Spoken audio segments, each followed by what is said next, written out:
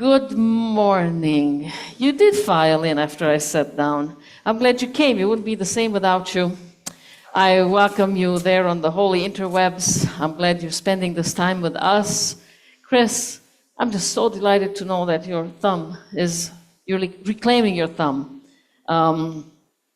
Last Sunday, we went for a walk. We always take the dogs for a walk. So Patty and the two dogs. Oh, we have these two dogs now, by the way.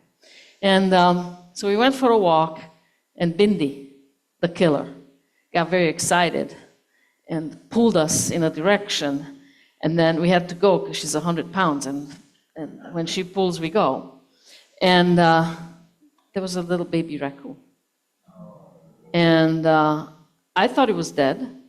And then Patty took a closer look. Bindi was very excited and interested.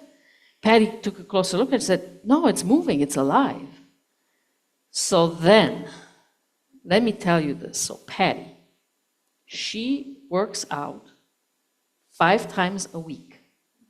She goes to Burn Boot Camp, which is a very high intensity workout. It's an hour, and she's in the best shape of her life. So she says, as we're there, "Now, G, I'm going to stay here with the baby. You run home with the boys, with the dogs." And I am so anxious. I say, "Okay." I start running. About 3.5 steps later, I realize I'm going to die. So I hurry home with the dogs. I get the car. I drive, I got a box, so we take the little baby home. What now? We've never had a baby raccoon. We have no idea what to do. So we do 2 things. We go on Google and start Googling. We have no idea how old this baby is. It's like this big. We don't know how old it is. We start Googling what to do, what not to do. We don't want to hurt it. And then also, I take a picture and I put it on Facebook. "Hey, sorry, we found this baby raccoon. We're looking for a rescue. Can anybody help?" You know, just crowdsourcing. And messages come in, all kinds of messages. And the ones that I would expect is like, "Oh, how wonderful that you saved this baby. All life is just precious, and we're grateful that you are helping this baby." And then some people immediately send me resources, "Call this number, call that number, call that number." So I call, and then other messages come in. It's like, "What are you doing? Let nature take its course." Then there is a vet I know, bless her heart, she puts it on there. "It can be very dangerous for humans. They can spread this roundworm that can kill humans." Period. Nothing follows that. It's like jazz hands. It's like we're gonna die. We didn't know, but not a single solution. Like, what should you do about it? How should you protect? We had enough sense about ourselves that we only handled this baby with gloves. But anyway, and then notice also what's happening inside you as I'm telling you the story. Because some of you are probably quite happy that we rushed to the rescue of this baby, and some of you might be of the opinion that nature should take its course. And when I read that note that I should let nature take its course, to me that implied that somehow I am not part of nature. And I think that's a problematic thinking. I am nature. The fact that I ever would have bought into the story that I am not nature might have gotten us to this place where we are today, where we have to fight for the health of our planet. Because we told ourselves that we are not nature, not part of nature. We are above it. Our job is to exploit it, order it, organize it, do whatever, but we are not part of it. So I am part of nature. And it is not in my nature to leave a baby die on the side of the road. It's just not in my nature. So we took care of this baby. We did everything we could, cleaned her up, pulled about 30 ticks off. When we looked into her ears, you couldn't see inside her ears. It was all just engorged tick after, just like little soldiers lined up like that. Terrible. We pulled them, cleaned her, washed her, found a rescue. Wasn't easy, but found it, took her there. She said, we're the first people who ever pulled ticks off a raccoon, that we did a fine job, and she's gonna be fine. So she's gonna be at this rescue for the first 8 months, and then she has a place where she releases them, and then she cares for them there in nature for another year, because they don't have a mama to teach them the ways of the world. So she will still bring them food, she has these areas, and then they go and live their little raccoon lives. Leap of faith. We took a leap of faith. We had no idea what the heck we were doing. And we did it anyway. Also, we lived our values. So Patty and I, we both value life. Okay, so I do kill mosquitoes and flies. But in general, we value life, and we protect it, care for it to the best of our abilities. In that moment, we walked our talk. It's not always easy. Because, it's scary. What do you do with it's scary, you understand? It's like we were way out of our comfort zone, both of us. Then you get the messages. Some are positive that reinforce what you're doing, but then there are the others who are very judgmental. The harsh ones, like you should not do this. You should not touch that. You should leave it. What are you doing? You shouldn't have done this. Like you're a bad person for doing it. So there are messages that come from outside, and then the messages come from the inside, and they are not always aligned. So then what do you do? Those are the moments when you really need to know who you are, what you stand for, and then walk the talk.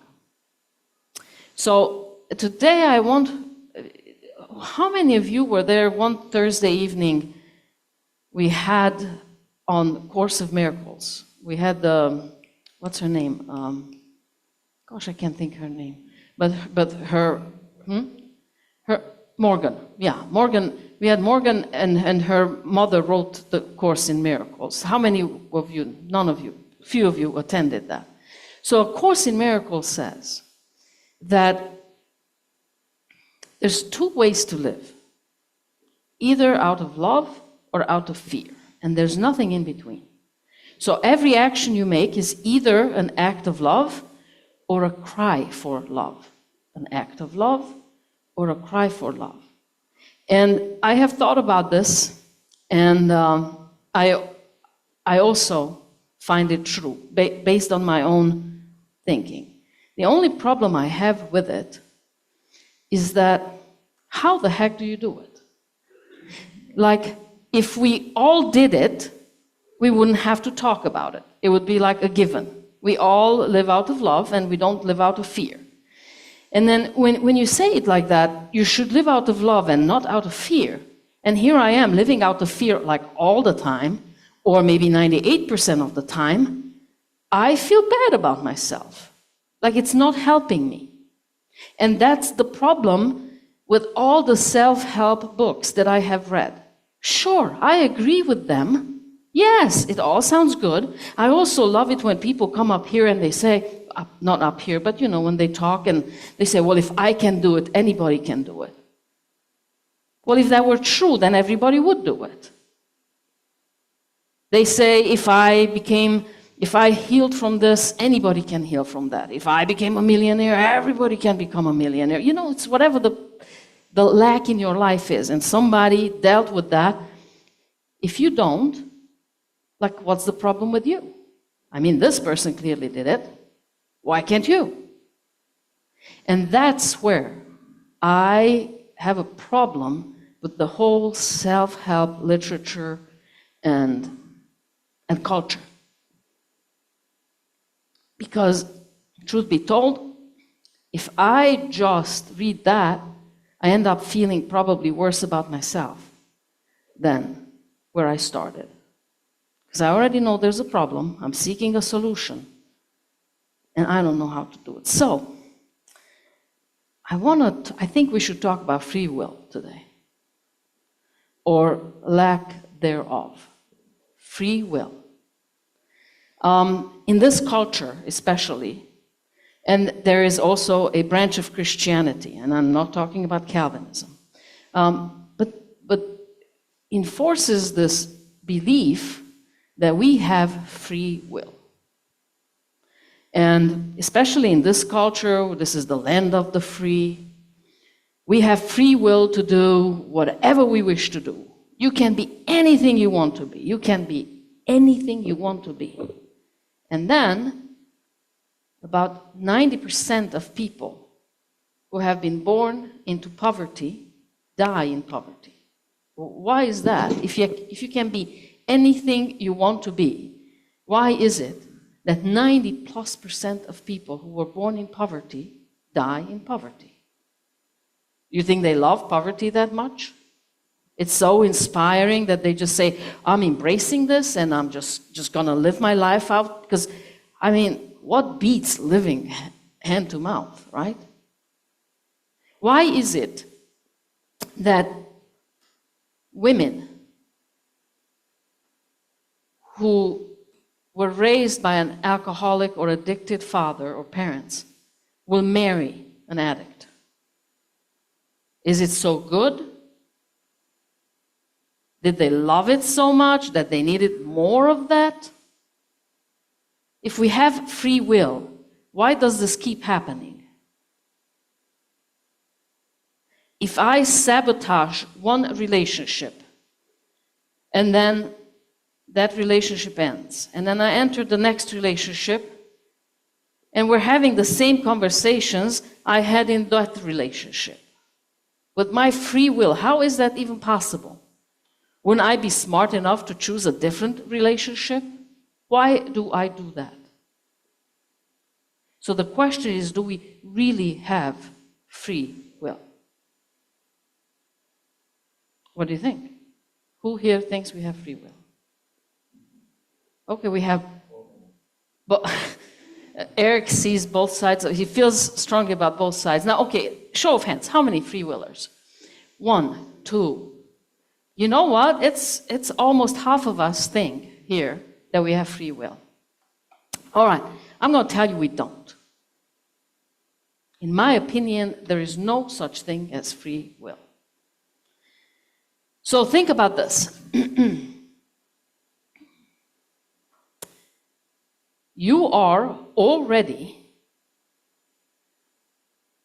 let me put it this way. Your mother gets pregnant with you, yes? Then she goes on using coke, alcohol, she smokes. Then she does other drugs, and then she gives birth to you. Do you think you have the same start as the one who also finds out they're pregnant and then does everything by the book, goes, meditates, has good food, good support system, a stress-free environment? Do you think these two babies have equal chances in life? Equal footing in life?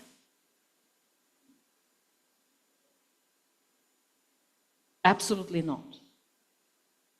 And then you're born into that environment. So now in this environment, from day one, you experience lack of security, lack of care. Not necessarily because there's not love there, but maybe there's no sense of presence when one is high, right? When one is lost in their addiction. So no sense of security, lack of care, lack of probably of needs, maybe the food is not right. Do you think this child grows up really with the same opportunities, same chances as this one? So when this person grows up and they're full of anxiety and all of their choices are governed by fear, anxiety, they are always defending against as opposed to living for. And then you go to them, honey, there's two ways to live. You can live out of love, you can live out of fear. Why would you choose fear when there is love? Is that helpful? Well, no, it isn't. That's not the only thing that impacts us, how we start out and how everything was in utero and then further on.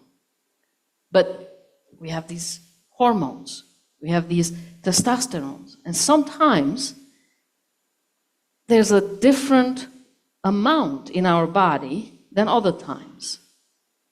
So when that changes, the hormonal levels change, our decision-making changes because it impacts how we think.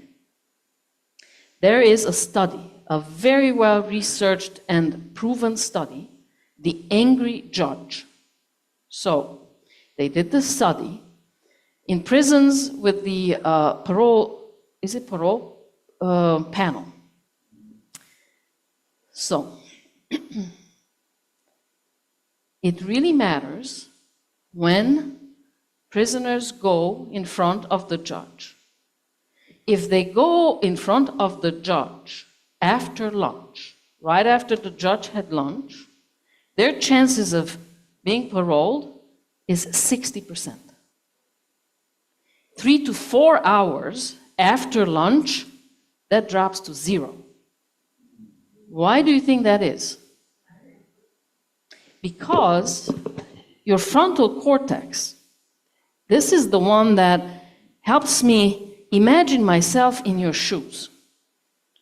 The one that will help me have compassion. That's a very expensive piece of property. It requires a lot of glucose. And 3 or 4 hours after you ate, you run out of glucose. So you no longer want to really think about, well, why did this inmate make that decision? What impacted them? Could it be possible? You just don't want to do that reasoning anymore, so you just deny, deny, deny. Right after lunch, you have enough glucose, so 60% are approved, approved, approved. Free will. Now, if you, however, know about this and go up to the judge and say, hey, judge, what's going on here? I'm noticing that right after lunch, you pardon 60%. 3-4 hours later, 0%. What's up? What do you think the judge would say? Lack of glucose? Or would they give you studies, like they would quote you, oh, well, the reason I did that is because of da, da, da. We don't even know what's governing us. So it's very important that we understand what happens inside of us. And sure, it's wonderful. It's wonderful to have positive thinking, to have positive messages. And the reason they become sound bites because they are. The reason they sound like platitudes because they are. Because it's very hard to apply it to oneself. And it gets even worse when you see that it works over there and it just does not work over here. That's really the most painful part. So therefore, it's very important that one learns oneself. Because, and here's the good news, while we don't have free will, while even what happened to me 3 seconds before I walked up onto this platform is impacting everything that I'm saying right now. For instance, I'm noticing how I'm responding to that song, Smile. You look better when you smile. You don't think I would smile if I felt like it? And then I also know that women tend to get that message. You never walk up to a guy and say, honey, smile. You look so much better when you smile. And let me also do this to your cheeks while I'm at it. Yeah? Pinch your cheeks. Smile, baby. Women get that message. All of these things impact us. All of these inform our decisions, inform our reactions. So therefore, it's very important that we stay present. But then again, how do you stay present when you already deal with this anxiety? You already are informed, like your life is so different than that person's life and that person's life. But the good news is, while all of your brain minus the frontal cortex is formed, done, in the first 2-3 years of your life, this one keeps developing till about age 25, 26. The frontal cortex. This is the reasoning. This is where I can imagine myself into your shoes. That keeps developing. And that means that life still keeps impacting us. So the truth is that when we do manage to bring awareness to ourselves, and when we do manage to make a decision that is different from our instinct. So, for instance, I have so much anxiety. I'm so fearful to apply for that job, to ask out that particular person on a date. So I take a leap of faith, right? I do something that goes against that inside me. That shapes my frontal cortex. And then the more often you do it, the more the frontal cortex is toned. It's like a muscle. And it becomes better at that. And you may never be natural, but now you will have your memories to reinforce. Oh, wait, I've done this the last 15 times. 9 of those times, I had a very positive result, or 12 of these times. So I can do this. I can do this again. And that's how you slowly change the trajectory of your no free will life. And it's so important that you do not compare yourself to another.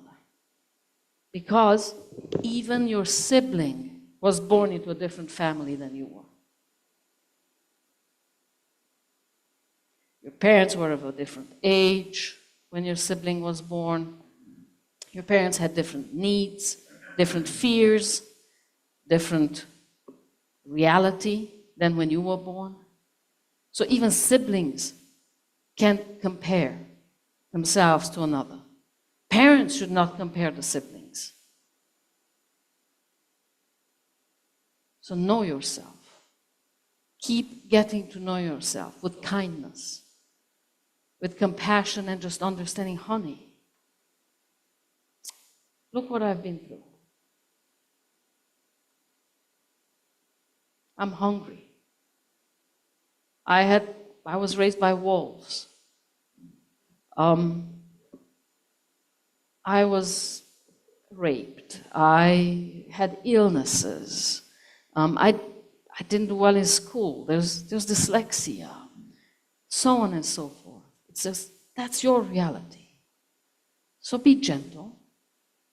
Be gentle with yourself. And then encourage yourself still to make decisions that are not out of that fear. But understand that that fear, you came by it honestly. You understand? Like no guilt, no shame, no blame. That anxiety you feel, there's a reason for that. So yeah, I have anxiety. I will have you know, if I listen to my anxiety, I would never give a talk, ever. I'm a nervous wreck every Sunday morning. So just be gentle. Acknowledge your own life. And then try to be as present for as long and as often as possible. And that's going to be seldom. But in those moments, when you are present, just make it count. And then shift little by little your decisions. And that's why it's also good that we have one another. We can use each other as sounding boards. Like you can go to someone and say, I see your life looks different in that area. And I would like my life to look a little more like yours. How do you do it? What does your decision-making look like? And then maybe I can do that too. And then I'll train. I'll change my frontal cortex a little bit. I'll allow for new neural paths to develop in my brain. Because I want my life to look a little bit more like yours in that area. I don't want to be like you. But there are certain things about your life that I really value. And then know your own values and know them all the time. And then allow them to change as life impacts you and as you impact life. Life is fluid. Our lives are fluid. And sometimes you want to arrest them. If I said so once, I must always stick to it. If I proclaimed an opinion once, I have to, it's like a prison. I'm stuck to it. Allow yourself to change your opinion in the light of new information. Be kind to yourself. Acknowledge your own life path. Only you know what you've been through, and even you don't know what you've been through. And then little by little, change from fear indeed to love. And don't expect it to be easy or instant, because it will not be. But it is possible, and that's the hope, and that's the beauty. But it takes tremendous sense of presence and luck and commitment. And then, if you don't, that's why 90% of people who were born in poverty live in poverty. Women who were raised by addicts will marry addicts, and so on and so forth. So you have no free will, and you can still change your life. And so it is.